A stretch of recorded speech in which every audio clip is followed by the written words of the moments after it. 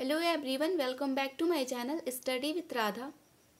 Guys, आज की इस वीडियो में हम डिस्कस करेंगे एमकॉम थर्ड सेमेस्टर के पेपर स्ट्रेटजिक मैनेजमेंट के कुछ और इम्पॉर्टेंट क्वेश्चंस को।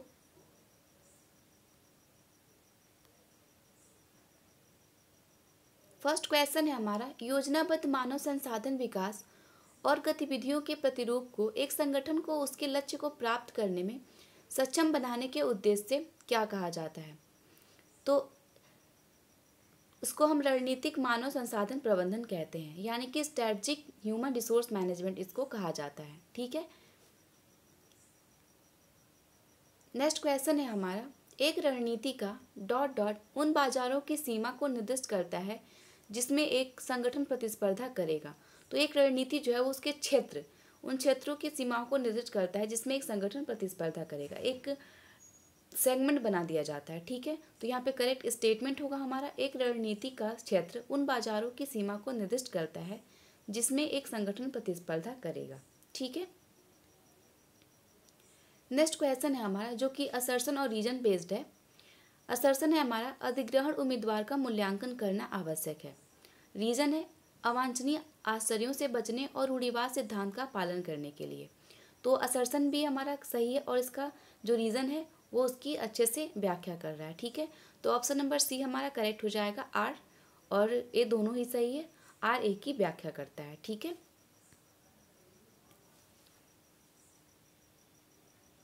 नेक्स्ट क्वेश्चन है हमारा, निम्नलिखित में से कौन सा संगठन का 100% अधिग्रहण मणिपाल हेल्थ इंटरप्राइजेज लिमिटेड द्वारा भारत के प्रतिस्पर्धा आयोग के अनुमोदन से किया गया था। तो वो कोलंबिया एशिया हॉस्पिटल के किया गया था। ठीक है। इसके अनुमोदन से किया गया था। तो ऑप्शन नंबर डी हमारा करेक्ट हो जाएगा।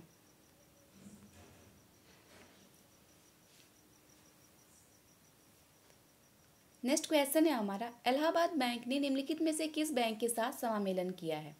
तो इलाहाबाद बैंक ने इंडियन बैंक के साथ समामेलन किया है।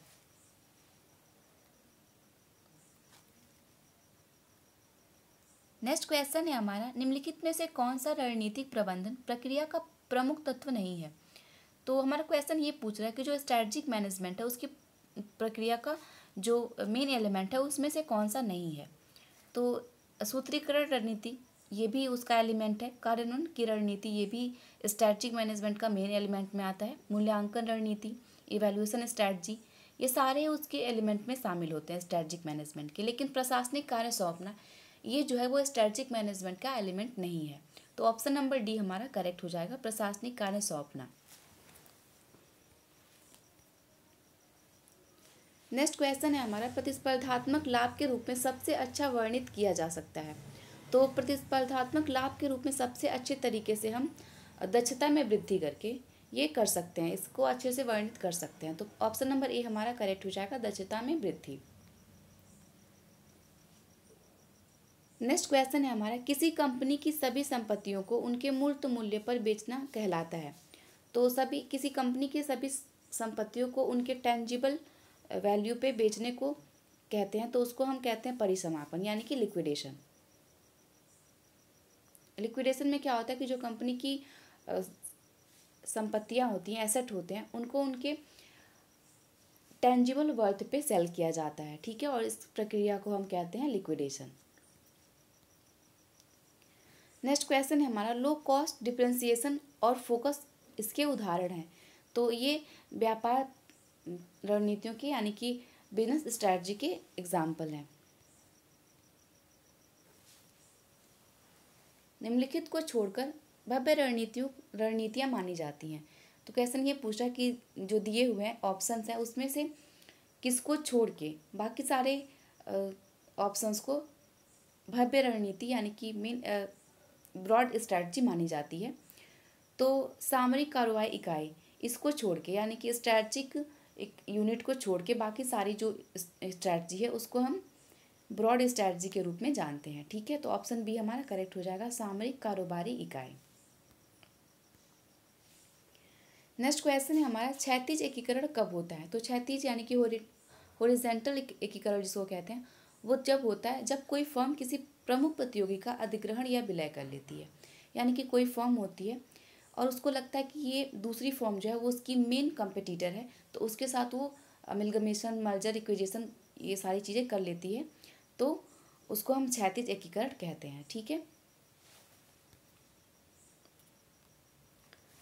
नेक्स्ट क्वेश्चन है हमारा, विनिवेश किस प्रकार की रणनीति है। तो विनिवेश जो है वो एक प्रकार की एक संपत्ति में कमी करने की रणनीति है। ठीक है।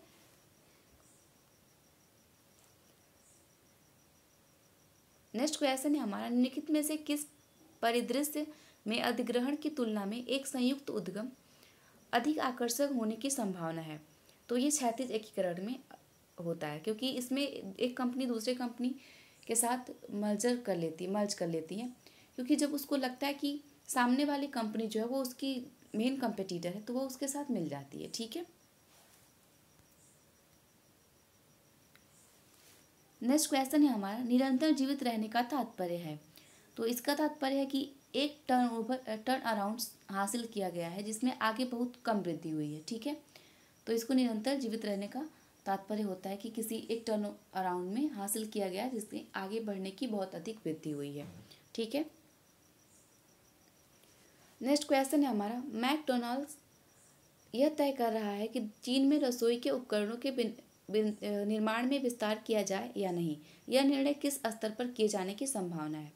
तो ये निर्णय जो है वो निगमीय स्तर यानी कि कॉरपोरेट लेवल पे की जाने की संभावना होती है, क्योंकि यहाँ पे मैकडोनाल्ड की ये जो डिसीजन है या उसकी जो स्ट्रैटेजी है उसकी खुद की है, ये प्राइवेट है, तो वो अपने कॉरपोरेट लेवल पे ये करेगी। ठीक है। तो ऑप्शन बी हमारा करेक्ट हो जाएगा, निगमीय। नेक्स्ट क्वेश्चन है हमारा, सामरिक यानी कि रणनीतिक प्रबंधन किसी भी व्यवसाय का एक महत्वपूर्ण हिस्सा है जो निर्माण और व्यावसायिक निर्णयों में मदद करता है। तो सामरिक यानी कि स्ट्रैटेजिक मैनेजमेंट जो है वो किसी बिजनेस का एक इम्पॉर्टेंट पार्ट होता है। ठीक है। जो कि उसकी रणनीति स्ट्रैटेजी बनाने में, स्ट्रैटेजी का निर्माण करने में और बिजनेस से रिलेटेड डिसीजन लेने में उसकी हेल्प करता है। तो यहाँ पे ऑप्शन हमारा ए करेक्ट हो जाएगा, रणनीति।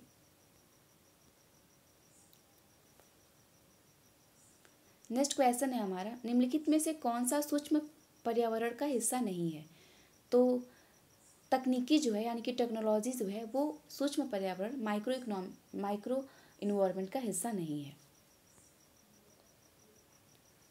नेक्स्ट क्वेश्चन है हमारा, बीसीजी मैट्रिक्स के सितारे का क्या दर्शाते हैं। तो जो बीसीजी मैट्रिक्स होता है उसके जो पैरामीटर्स होते हैं, उसके जो सितारे होते हैं वो वृद्धि को दर्शाते हैं यानी कि ग्रोथ को दर्शाते हैं। ठीक है। नेक्स्ट क्वेश्चन है हमारा, माइक्रो इन्वायरमेंट में सांस्कृतिक मूल्य निम्नलिखित में से किस कारक का हिस्सा होगा। तो ये जो माइक्रो इन्वायरमेंट होता है यानी कि जिसको हम व्यष्टि पर्यावरण कहते हैं, वो सामाजिक कारक का हिस्सा होता है। ठीक है। इसमें जो होता है वो सोशल फैक्टर इन्वॉल्व होते हैं। तो यहाँ पे ऑप्शन बी हमारा करेक्ट हो जाएगा, सामाजिक, क्योंकि संस्कृति और कल्चर ये सारी चीज़ें सोशल इन्वायरमेंट से ही रिलेटेड हैं। तो आई होप आपको ये सारे क्वेश्चन समझ में आए हों। मिलते हैं नेक्स्ट वीडियो में। Thank you. Have a good day.